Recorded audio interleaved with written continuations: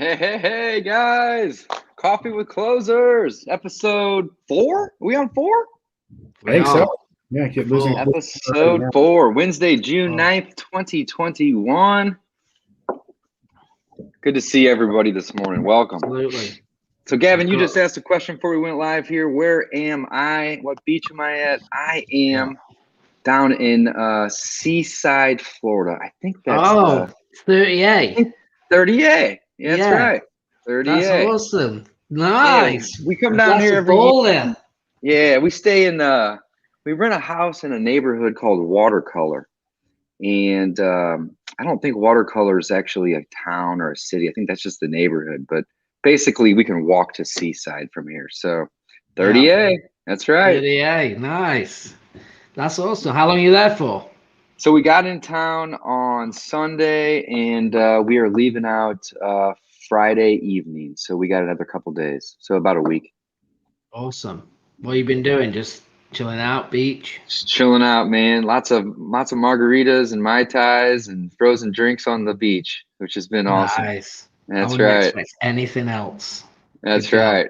It's been a lot of fun. I'm looking forward to hitting the beach as soon as we wrap this up. I'm gonna walk down. All right. Well, hey, we appreciate you giving us your time today. All right. Hey, my pleasure. Where are you guys at? Don, you look like you're in a hotel room. Yeah, buddy, I'm in your backyard. Actually, I'm over here in Charles. No shit. Going to mom's house today. Yeah. Nice. That's awesome. How long are you in town for? I leave today. Leave tonight. You leave today. Okay. Very cool. All right. So that's Phil Vincent, right? Yep. Mm-hmm. Phil's a good buddy of mine. That's really cool, man. I'm sure that's been a really good group. It has been a really good group. It's a fantastic lead source that a lot of people don't think about, and they got a really good way of putting it all together. So it's been interesting to watch and have it come together. Nice. What's your biggest takeaway so far? I think the biggest takeaway is just the reinforcement of being a problem solver, in the business. I mean, ultimately at the end of the day, that's you don't want to come in looking like a shark. You don't want to come in looking like this big baller investor. You want to come in, as from human to human and say, I'm here to solve a problem you have and see if we can find a win-win solution. And it's just a reinforcement of that, something I think we all know, but forget sometimes as investors. I think some of the newer investors come in and forget that. They think they need to have, some fancy name or some baller status. And when they're approaching people and really just being a problem solver is at the end of the day is what's going to make you the most successful. I love it, man. I agree completely with that. That's awesome. I've known Phil for 7 or 8 years at this point, and he's a great guy.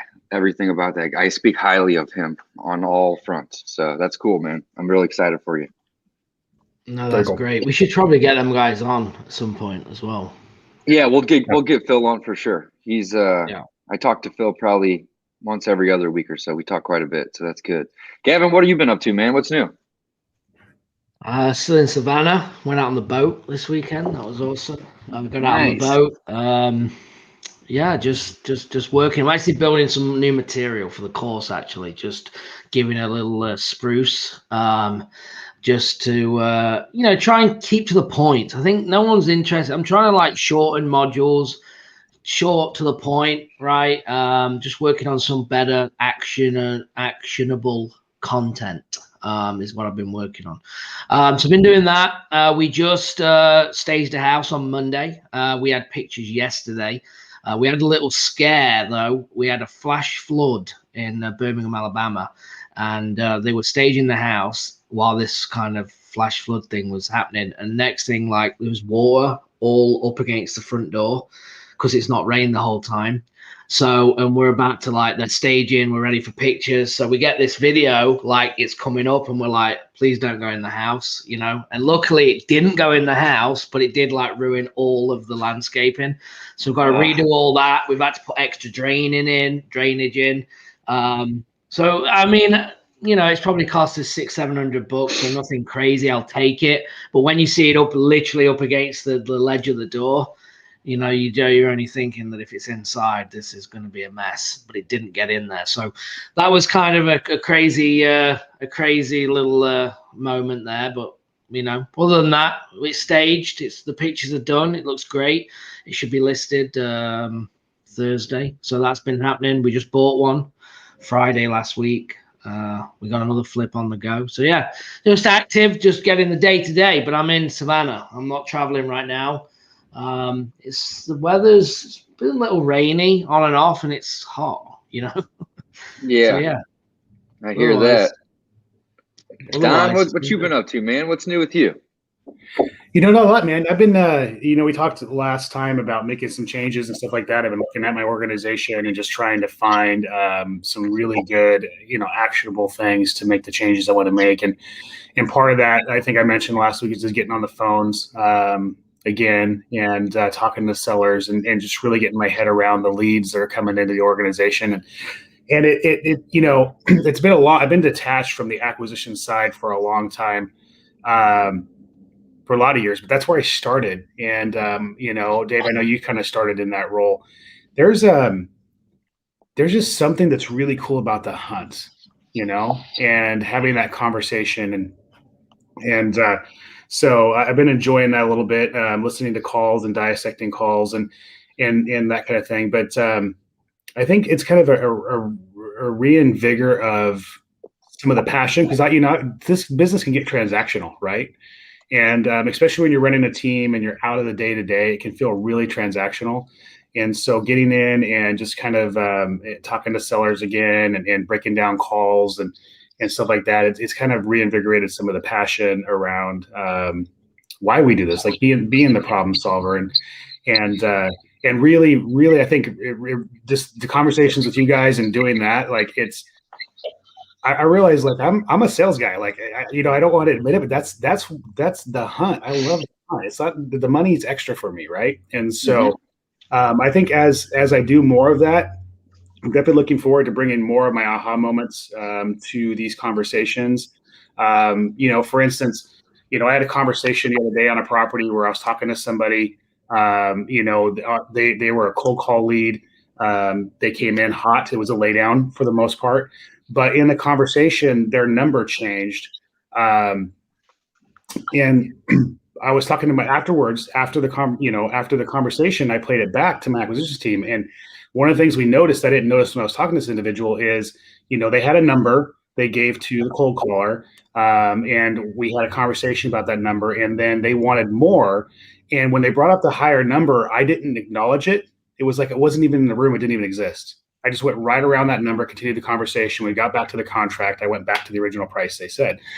And I was talking to my team. I'm like, how many of you would have gotten caught up on that extra number, that high number? And that would have been the new number you'd have fought against. And we had a whole conversation about, just the little unconscious things we do as salespeople that make us good at it. I got it for the original number because I didn't even acknowledge the higher number. I didn't make it about the conversation. I didn't get into his why on the higher number. I didn't try to negotiate against it. And so there's little subtleties, I think, in the conversations that we have with sellers, for those of us who've been doing this for a long time, that make us really good at closing, that we're not even realizing we're doing.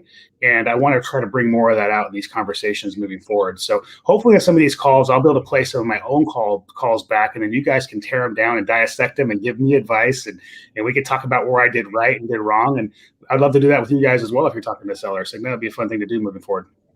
Yeah, I love that. That's idea. A great idea. Yeah. And the best way to learn on that's really good, because the best way to learn from a coaching aspect is listening back to calls, period, right? Whether it's your own, because how many times do you think you absolutely nailed it out the park, like that was awesome, and then you go back and you're like, I actually said that? No, I definitely didn't say that. Like, right. And you'll learn a lot about it, that it wasn't as good as you thought, or where like you need to pivot and change, or you could have asked this question, or you could have asked that question. When you're in the moment, you're rolling with it. But when you listen back, that's when you actually learn and get better. So no, that's great. Really, really good. Yeah. Love it. Very cool. Very cool. Let's pop up here. Guys, if you have any questions, by the way, if you're watching us on any of the platforms, if you're on Facebook, you will have to give permission to show your name so we know who you are. Otherwise, you'll just be a Facebook user. Also, as well, give us a like and share it across the platforms. If you're watching us, give it a share. We want to get as many eyes as we can. on this. Again, we've got nothing to sell. We're just trying to give value and help you, close deals, get more deals, grow your business, do your first deal. Wherever you're at, you're in the right space. So make sure you share that. And we're going to be again next week as well. We start now, we're a few weeks in. We're going to be bringing guests on. Next week, we've got Ricardo coming from Houston, big player, super, super cool guy, good friends of all of ours. So we're excited about that. So make sure you join us for that. And we're going to be getting guests on as well on multiple other weeks. So yeah, I'm excited for next week. We'll have Ricardo on. And I'm working on booking us a couple more guests to be on the show. It's gonna be fun. And guys, if you have any guests that you want us to bring on as well, if you're like, oh, I'd love you to get this guy on or this gal on, shoot it. Let's see if we can make it happen. If there's the demand, then let's see if we can get them. Absolutely. That's exactly right. That's exactly right. Yeah. So Don, coming into my backyard, not even letting me know you're coming into town. What is that all about, bro? I got a bone to pick with you, man. I thought about reaching out to you when I got here. I feel awkward when I come into town and disrupt people's plans. I don't know. That's we're buddies. I gotta let that man. But it's like I don't want people you get off lucky this time because I'm out of town. I don't want people to feel obligated to have to hang out with me. You know what I'm saying? No, I get it. I totally get it. But man, we're like brothers at this point. So there's no obligation. I'm excited to get to hang out with you. So I'm gonna miss you this time, but next time for sure. Sure.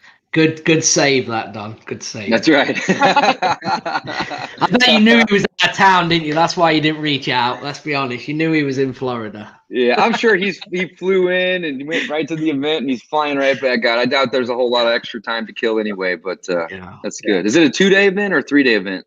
3-day event, yeah. So been here Monday, Tuesday, fly out tonight. So yeah, normally because I'm from Fresno, right? And I'm from basically the nowhereville of California, so it's hard to get flights and to have to come in a day early or stay a day late. But for whatever reason, I don't know if there's demand. They've made some adjustments, and now it's like I have a flight tonight at 7:00. It's perfect. I'll be home by midnight. I don't have to stay the extra night, so it's nice. But normally I'll have an extra day on the front end or the back end to be able to hang out. And this one I was able to manage it where I just fly in and fly out, so it's perfect. Nice. That's what's up. I love it. Don, tell us a little bit about Be In This Room.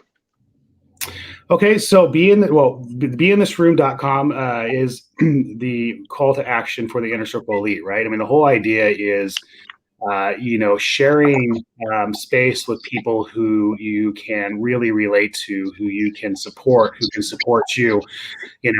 Building a community around, people who are like-minded, who are fighting the same battles, who are going the same directions, who have, similar needs. Most of us, in our day-to-day lives, we're the lone wolf, right? The people that surround us don't understand how our minds work or the things that we're doing or trying to accomplish, the businesses that we're building.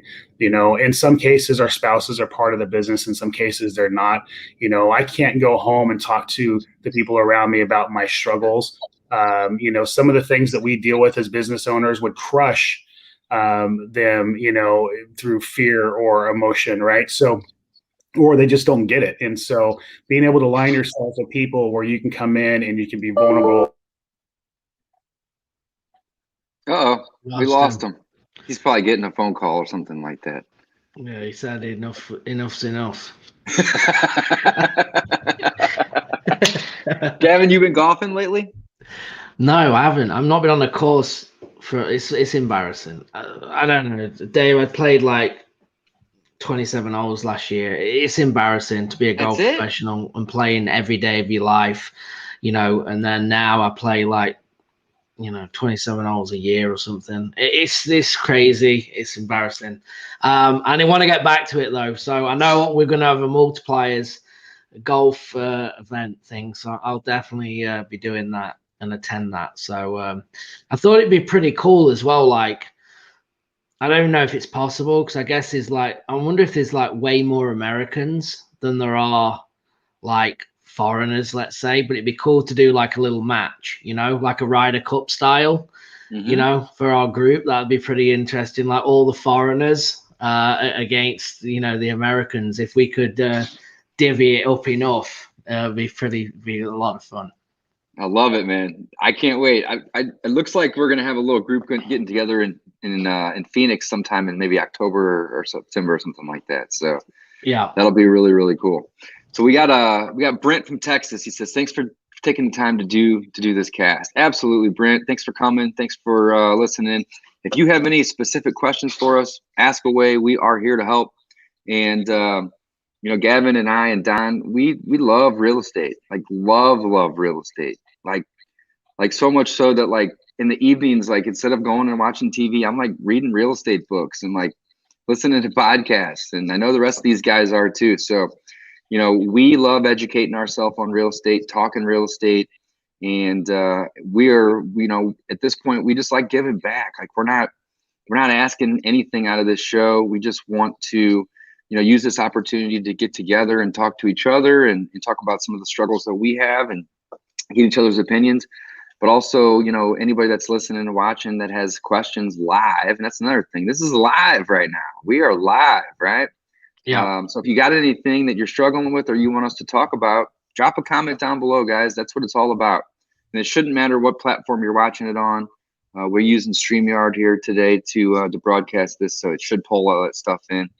Gavin mentioned earlier, though, if you are using Facebook, you may need to sync it up or something like that. How does that work? Normally Gavin? in Facebook, if you're watching on Facebook, you have to give permission to StreamYard to show your name, basically, your details.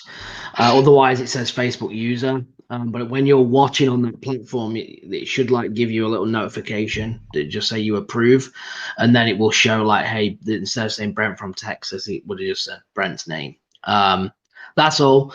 But yeah, if you like I said, if you have any questions, guys, feel free to put them in, and we'll get them answered. But we were planning. This show kind of came about. We'd been to, I think we'd been at 2 events within the space of like 6 weeks. We'd all met up and we're like, hey, we got to connect, like, because we all talk individually, but hey, why don't we do something? And then we started to talk about maybe going live every week. And then we came up with Coffee with Closers. And then we're like, yeah, let's do it. Let's try and push it out, get as many people on. And we all agreed that we got nothing. We're not selling anything. We're not pitching anything. Nothing like that. Just try and give value and, go from there and see what we can do. So we do have some free resources, though, even though we do. We do have some free resources.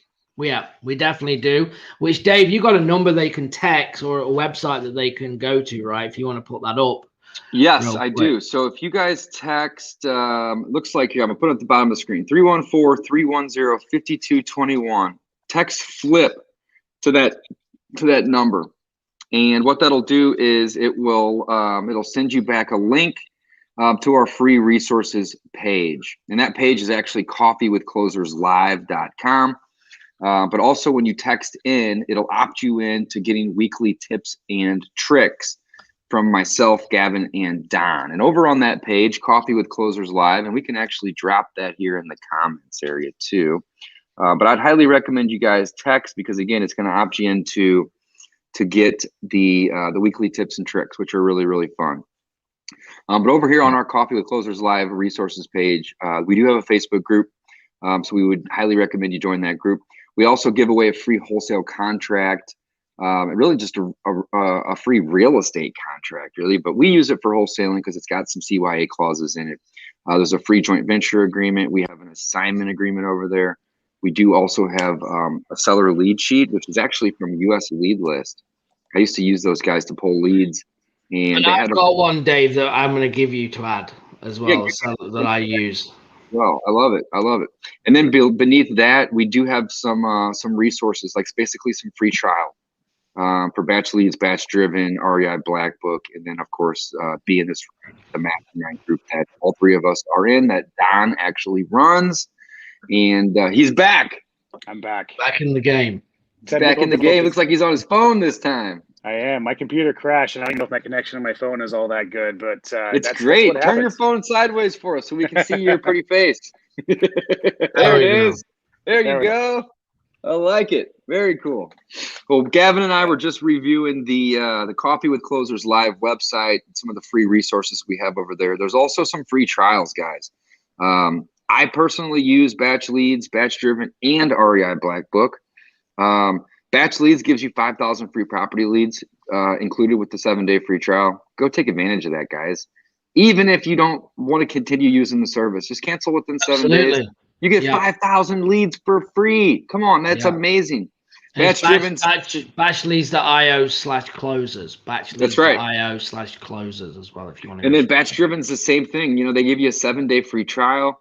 With that, you get 50 free skip traces. So I tell a lot of my students, hey, you know, even if you're already using a different one of these apps or you don't want to pay a monthly subscription, I get it, totally understand. But go take advantage of the 50 free skip traces, right? And I know people that have basically gotten a deal. Not basically. I know people that have gotten a deal from the 50 free skip traces, right? Yeah. Crazy. So just drive around, find properties that are distressed with that app. And once you find those people, you can skip trace them and get their phone number in real time. From there, you can call them, you can text them. Or if you don't want to call or text and you just want to send a postcard or drop some mail to them, you can do that as well over in that app. Highly recommend all those resources. So yeah, check that out. And then don't forget, text in FLIP 314-310-5221. And we are going to start sending out weekly tips and tricks. I actually do this already with another one of my groups. And we've even moved the tips and tricks to daily. And I'm getting tons of positive feedback from people just saying, hey, I really like these daily tips and tricks that come over. It's just a text message. At any time, if you're tired of it or you don't want it anymore, you just opt out. No big deal. No obligation by any means. But I sent out one this morning, and I think I had 40 or 50 people respond. Just, holy cow, great tip. Thank you for sending this. And we get those tips out every single day. So we're going to have to start doing that over here with the Coffee with Closers group as well. It'll be fun. Awesome. Love it. Love it. Absolutely. John, you were saying before you left us, you're talking about the mastermind.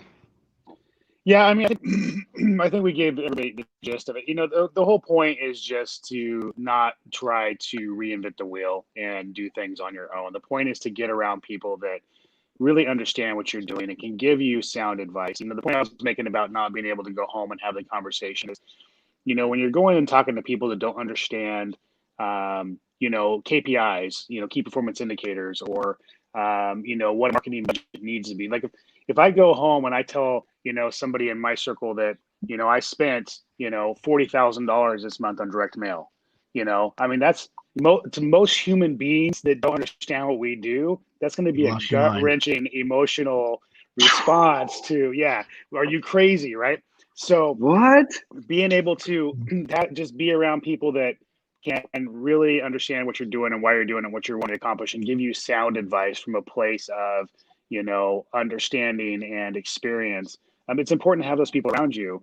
And so, you know, we're working hard to build a good community and put the right people in the room to make sure that because the three of us run businesses, you know, we're all members, you know, and we all have the right people around us to really help us accomplish the goals we want to accomplish. We got our cheerleaders, we got people calling us out, we got people holding us accountable, and we got people we want to be friends with and hang out with. And that's the whole point of having the right community around you. If you don't have a community, you need to get a community.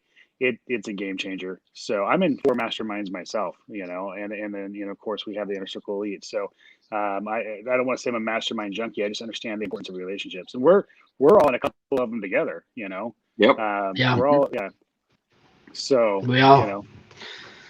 No, you're exactly right, and I think you've got to get on the same page as people that do the same thing as you, and that's normally not at home. That's not normally friends or family, right? For the most part, because it's rarely friends or family. Very rarely. And they don't have the vision of you. They don't understand it. You know, they might be in a 9 to 5 or whatever they're doing. They're just like, we don't get it, you know, and they've got zero, I wouldn't even say sympathy for you, but they just don't understand it. So they can't get on that level to serve kind of what you need. And I think the biggest thing for me in the masterminds that we're in is our industry is full, in my opinion, of a lot of BS and a lot of chest pumping and a lot of false nonsense, giving it the big one. And I think a true good mastermind actually breaks that down and gets to the core problem. And I would never call anyone out, but there's people sometimes in these masterminds that do that on the social media. But it's good to actually see when you actually get to know them and they become vulnerable, and go, okay, right, you're not doing potentially, they're not lying, but they're just sharing everything that goes well. They're not saying like, right. You're trying to measure to someone on social media, and I think it's the worst thing that you can do, right? You want the Lambo, or you want to do 10 deals a month, or you want to, I could sit here and go, hey, yeah, we just listed the house, and we're going to make X on it, and we're going to do all these things, right? And that's awesome. But what I'm not telling you is we had a flash flood and nearly flooded the place, right? Or we had this and we had that, and we had a contract walk out on us. We overpaid 16 grand for this, or we did that. Like, you've got to know the whole story, and that's important to me, and all the clients that I have, I say all the time, like, oh, someone's just posted a 20 grand check. Well, how did they get it? What went into it? Right? 20 grand, massive win, congratulations. But what I want to see is it's 20 grand. We followed up 17 times. We've had this lead for 10 months. We've done all these things to get 20 grand, not making out that it was just a one-time phone call 20K deal, because the reality is 1 in 1,000 that will happen, or whatever, right? So that's what I like in a mastermind anyway, is it's getting down to, through the BS, getting down to actually what's happening, what's really working, what's not, and everyone chipping in to to kind of come out the other side.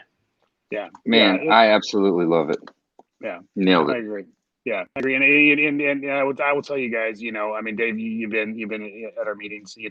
I always talk about my vulnerabilities, my issues as well. So the last meeting, I got up and I said, this is where you let your guard down, and I shared some of the struggles I was having in my business. I mean, it's important to do that. I've seen too many people go broke. I try and prove something to everybody in the room. Absolutely, and crazy. that's the wrong way to be. So,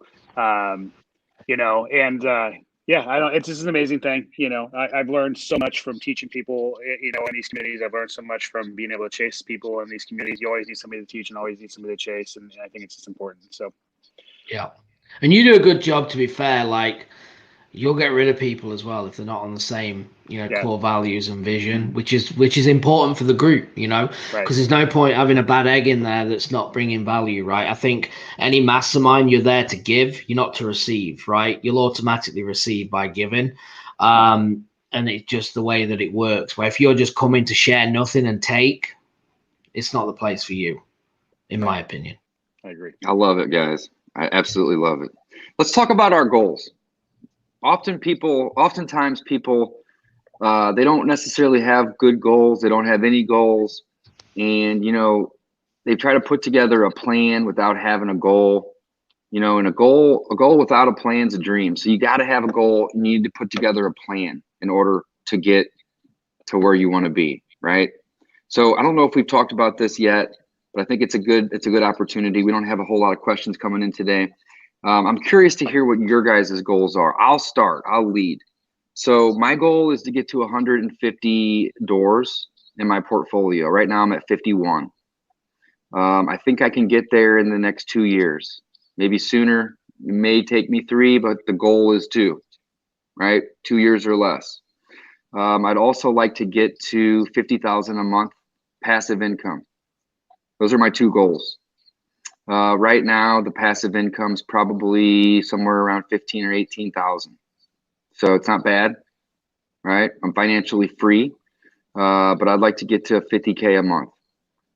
Getting to 150 doors will help me get that goal up, of course. It'll definitely help with that.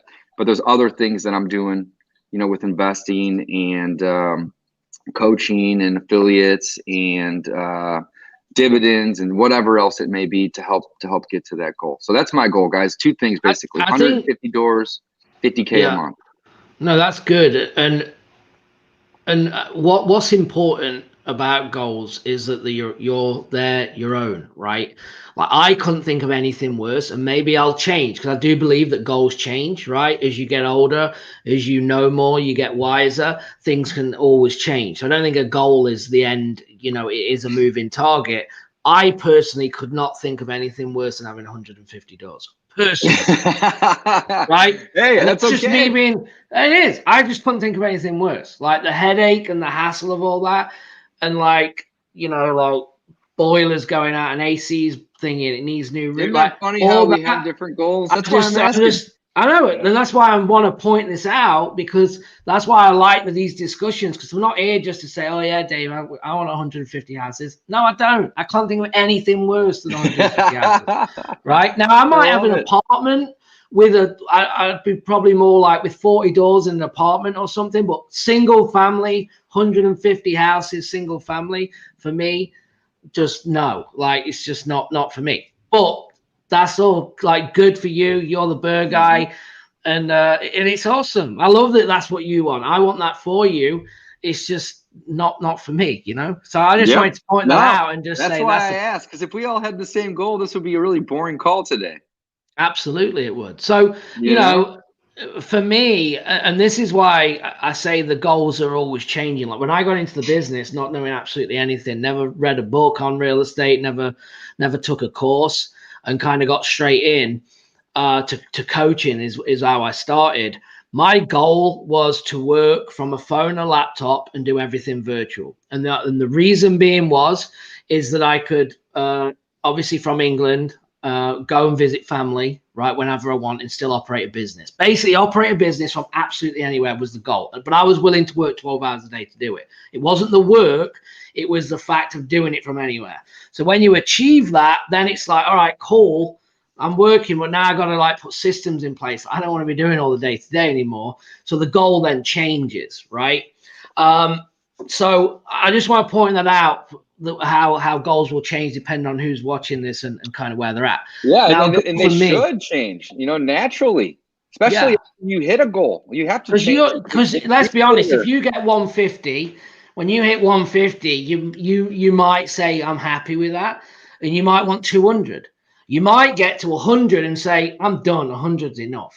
I know. You might get to 80 and say, right? So you don't know until you get there, but you've got to be aiming for something. So for me right now, it's how can I on the real estate side, like we're now flipping, we've got that going. I want to introduce more creative finance and that's what I'm putting in place.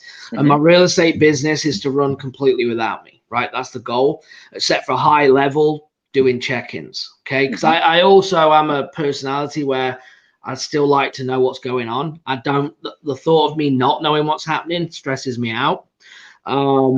Even though I've got a great team and I trust them, but I want to know what that is. So that's on the real estate. On the education side, I've actually changed my model. I used to do for the last 2.5 years a lot of one-to-one.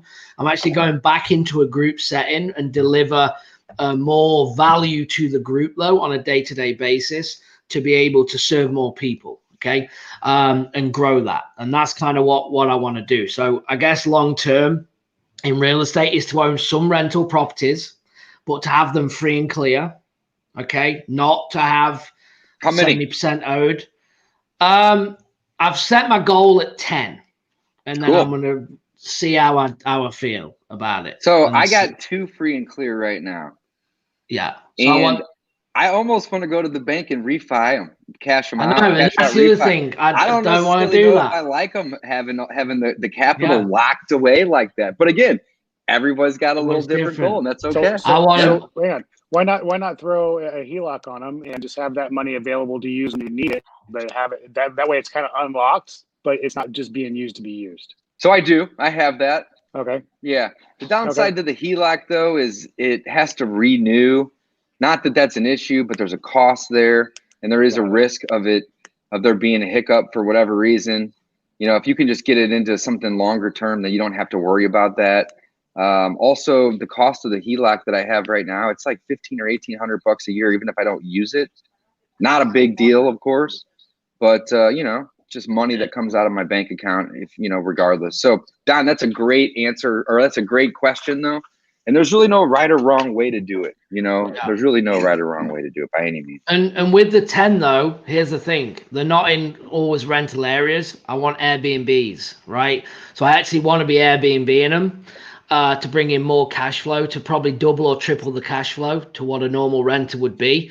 I can then keep them cleaner. I can keep the upkeep. I know that there's going to be less things needed for them, and it's buying in the right locations for me as well. It's like, how can I own more properties, maybe in the $150,000, $300,000 range, and get them paid off. And like I said, Airbnb them. That's what I'd like to do. So have them in better areas, not just rental areas. Yeah. Speaking of the short-term rentals, have you guys tried to rent a car recently? Oh, it's ridiculous. There's none available. I tried to get one from Savannah to go to Atlanta. From Savannah to go to Alabama. Instead of just putting miles on the car, I was just going to get something. Nothing available. And then if I went the day later, it was $450 a day for an entry-level car. I was just gonna say, man, sometimes I'm seeing rates in the 2,000 plus for a week. $2,000 plus for Crazy. A week to rent a car right now. And the reason being is they sold everything, didn't they? They did. In the pandemic, they sold everything to get all the payments, and now obviously they've got no inventory.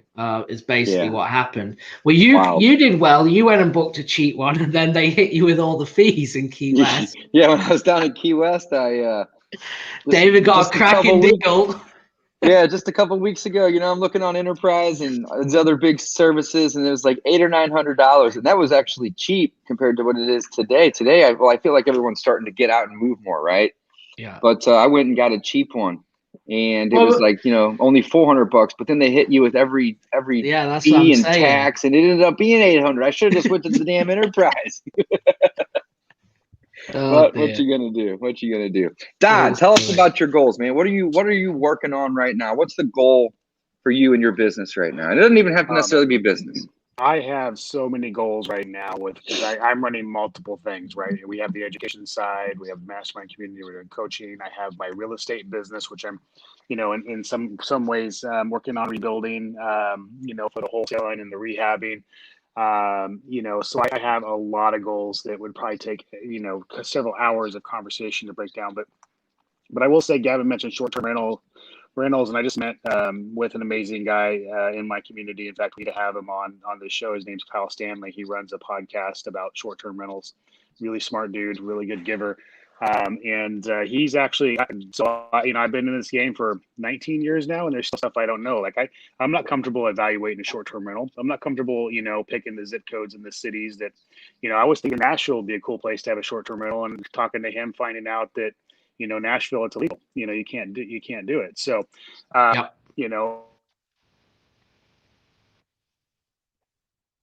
Lost you. He'll be back in a sec. Hear me now? Yeah, technical difficulties. I can hear you now. Yep. Hopefully you can hear me. Yeah. So that's the beauty of being on your phone. Your phone rings. I'm learning short-term rentals. My goal for this next 12 months is to get 10 short-term rentals in my main market and acquire 25, so 15 more in other markets across the country. So in the next 12 months, I'd like to get to 25 short-term rentals. I think that's a kind of a big, hairy, audacious goal to set, since I don't know anything. But it's all good, buddy. It's all good. Yeah, that's where I'm at. So there you go. Yeah. Hey, that's a big audacious goal. So you want to have 15 different Airbnb rental properties in other markets? Yeah, I'm with it. That's 100%. I'm the same. See, so you guys don't want anything to do, well, at least Gavin, with 150 properties in your backyard, but you want to have 15 random headaches all around the country. You guys are crazy. Yeah, they're not, because we run and this is a genius thing as well. Well, it's not a genius thing, it's just the way it is. But we have the guest house at the back. It's a 2-bed, so we full gut renoed. My wife did awesome job on it. We then rent that out, and we're in where I live. We're not allowed to do Airbnbs short term, but you can still do minimum of 30 days. So what we do is we furnish it, and we can still list it on Airbnb, but we have to do 30 days. So we're surrounded. We've got like 3 hospitals in the area. We do a lot of film in Savannah. So we get like producers and people in the medical field that will come for 6 weeks, 8 weeks, 12 weeks and rent from us. And we just have to do a minimum of 30 days. But we probably make $700 a month more by still doing 30 days a minimum per month than if we just rented it out all the time. Wow, interesting. So, and the good thing is that if like someone wants to come, we just block it out for friends and family, and we just work it around it. So I'm not there to like, oh, I'm not that bothered about it, but it also covers the mortgage for the whole house as well, which is pretty cool. I mean, having them around different areas, Dave, picking cities that I want to visit and be in or vacation with family, and it makes sense to have your own Airbnb in some of those markets. And the payout, the profitability on these things is when you're doing the math is better than having the rentals themselves. And there are a lot of there are management companies, obviously, for rentals. If you have a portfolio of 150, you're probably going to want to have an outside management company or hire your own team. And, there's similar assets in the Airbnb world, people who are experts that will, for a percentage of the income, manage the whole thing for you, even get you all set up into the Airbnb, so that aspect of it, is appealing as well. So obviously you got to find the right people to put in place. I feel like from the connections that I have in the real estate space, that I have some of those right people already in my circle. And so that's part of one of the reasons we're going to go for it. But, I don't know that I ever want to have 150 Airbnbs.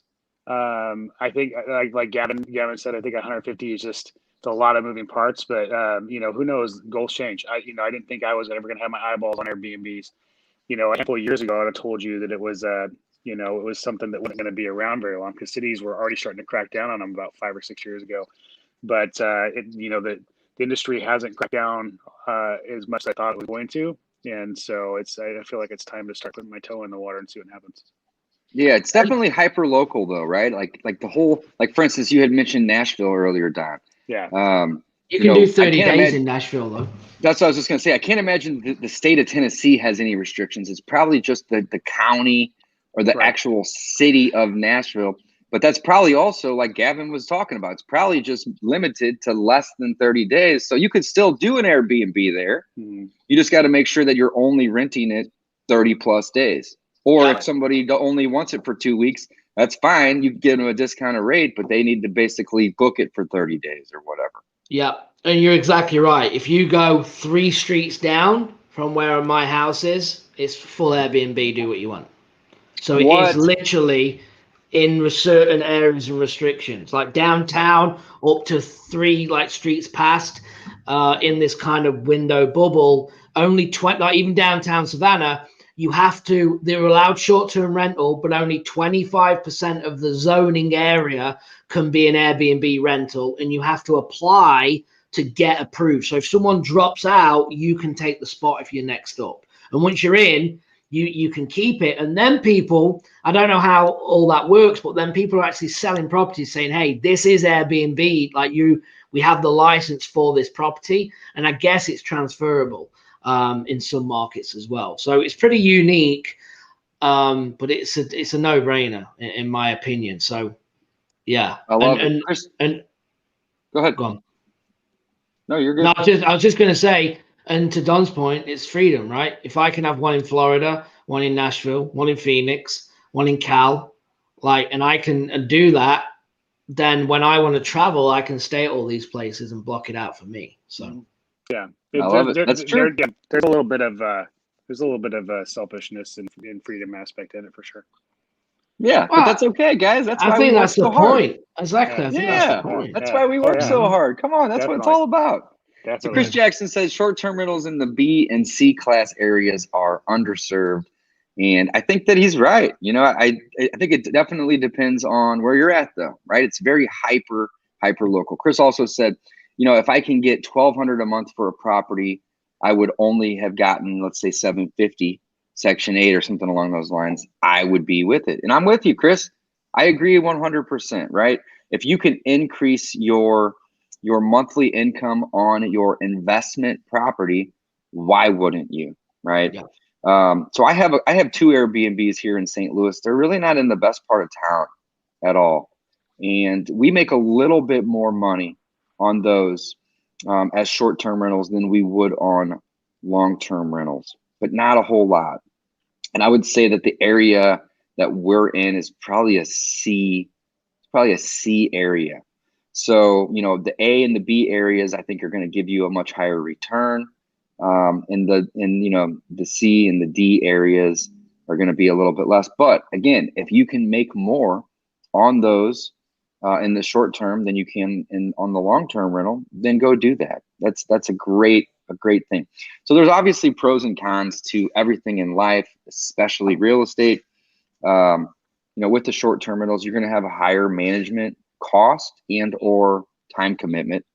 You're also going to have a higher upfront cost because you have to furnish these places. You can't really Airbnb something out that's completely empty with nothing in the drawers and no pots and pans and no fresh towels, right? It's basically like you're providing like a hotel type of a service to people.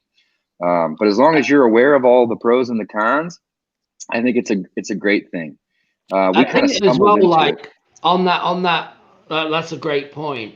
But it's also, you're doing it are you doing it to make sense for return on investment?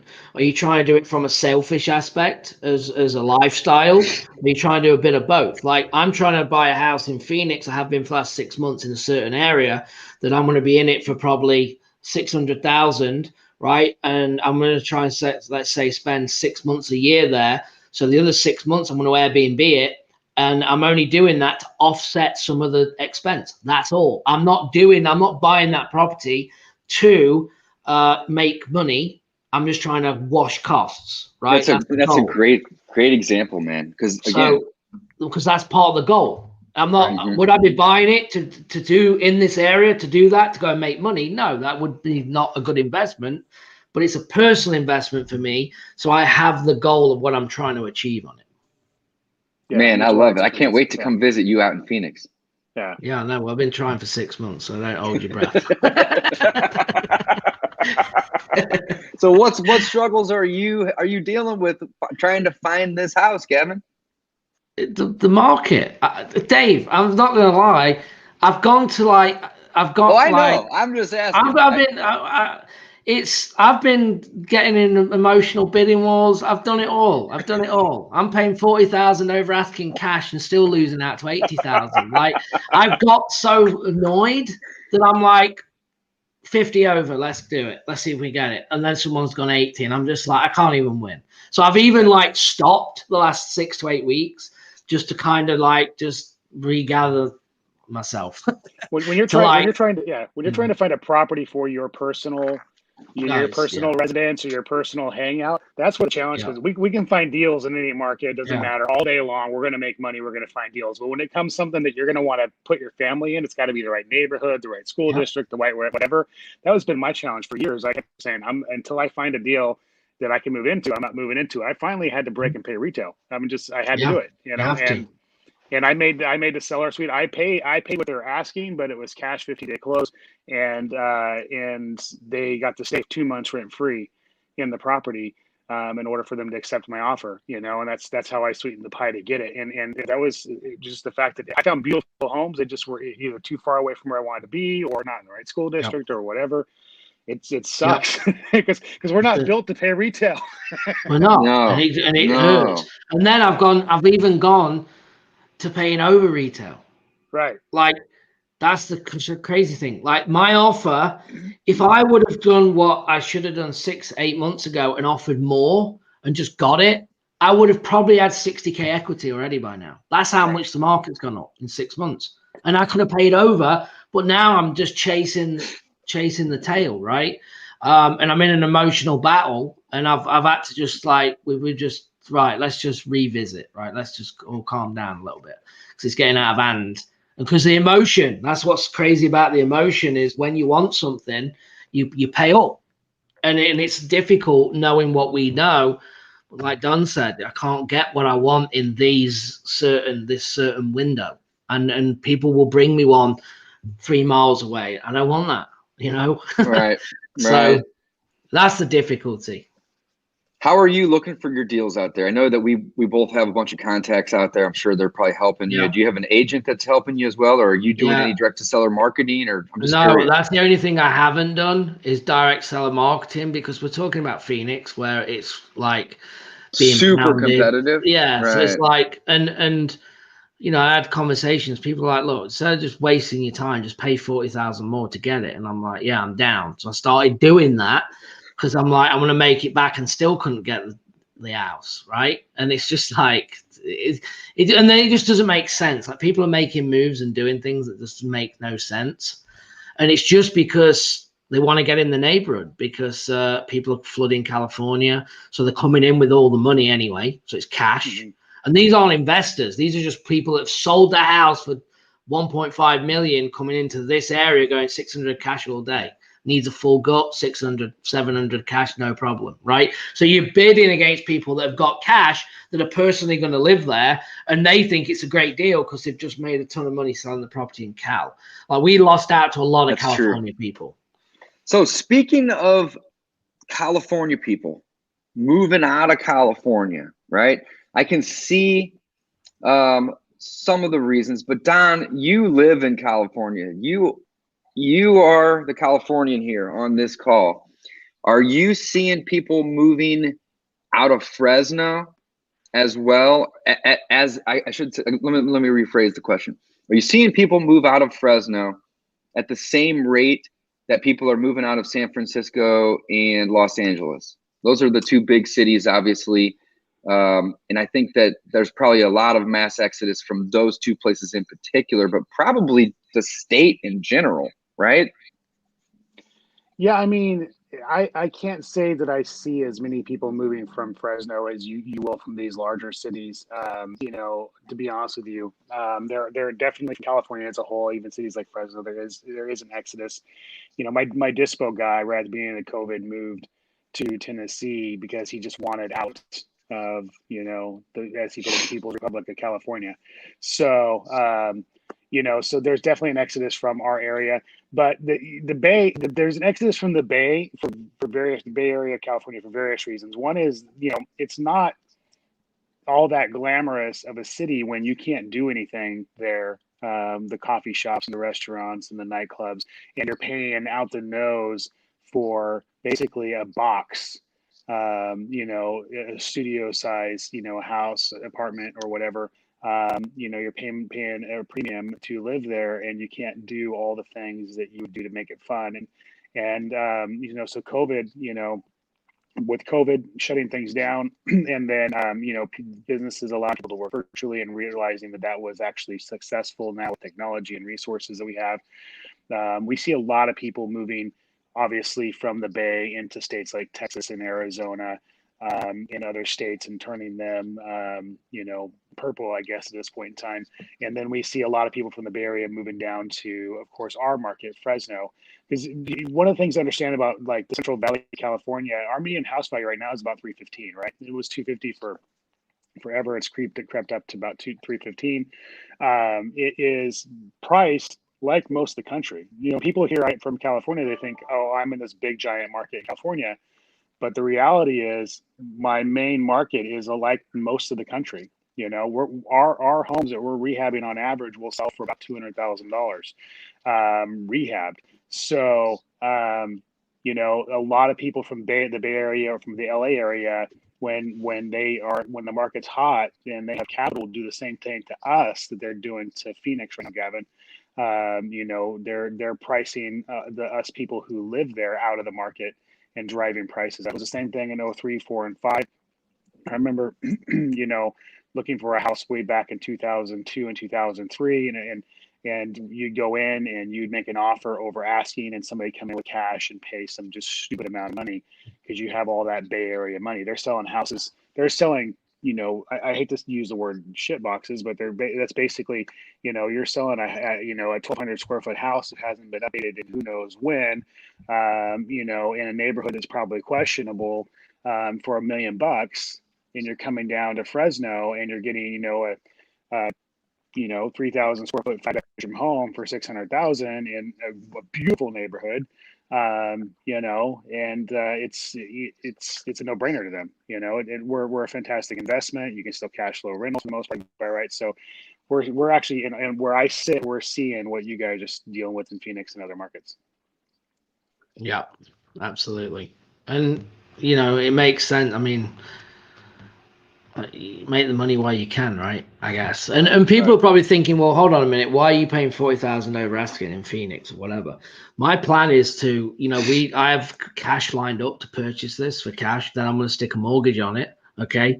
And I'm going to do a conventional loan on it at 30 years and make the payment. So if the market goes, I don't believe the area that I want to buy in will get affected personally. If it does, I'm in it for the long haul, so it'll come back anyway. So I'm prepared for that as well. Right. So I've thought it through. I've gone, as long as I'm on a fixed mortgage, I've got my payment. I know I can cover my payment, right? I know when I Airbnb, it's going to make more than the payment. I know the rent will cover the payment if I wanted to rent it. So I'm covered on all angles there, and it's over 30 years. And again, it's for something personal. So that's why I'm doing it, in case anyone was wondering. Well, an emotional investment. I love that market. Yeah, the ROI on an emotional investment is always different than on the ROI on an actual investment. So absolutely, yeah. I mean, yeah, no. For a start, you won't see me on the MLS trying to purchase anything if it's for business. No. Yeah, you're exactly right. You're exactly right.